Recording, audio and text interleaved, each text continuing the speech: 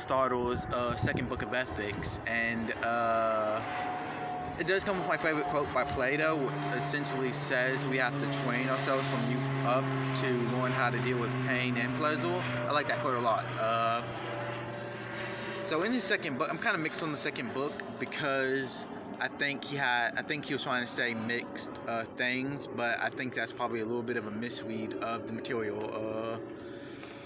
Essentially, Aristotle was talking about how certain people live their lives, and how one thing might be good for one person but not for someone else, and that individual choice matter, and it's about the ethics of the person. It's not about necessarily following any obedient laws, but it's about how the person lives and how they want to treat others and how they see those laws in perspective. Essentially, don't cause harm to other people, essentially, is what he's trying to say.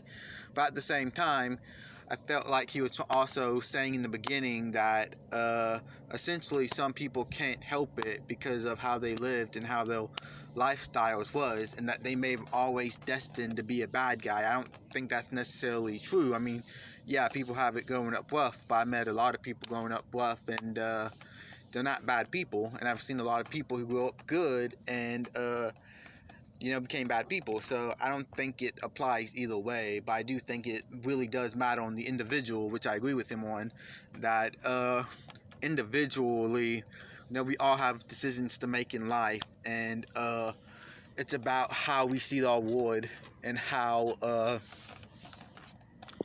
we translate our actions into the world, and all that good stuff. And that what makes a good person good is the fact that the person tries to keep growing as he goes. He's not trying to stop and say he's a good person, but he's actually growing and learning at the same time.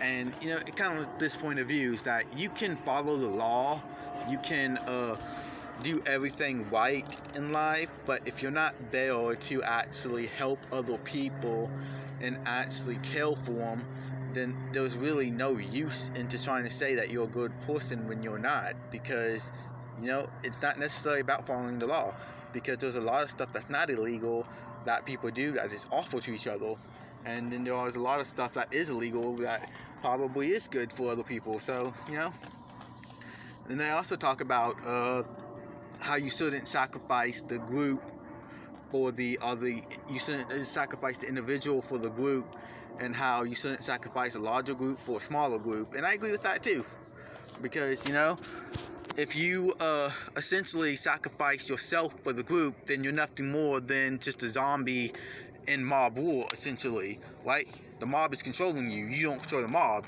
Now, when you're sacrificed, now it can work the other way too. It really can work the other way too. So this is a fine line that we all have to walk as humans, and it's about finding the right balance of being in a group and being an individual, because both are highly important.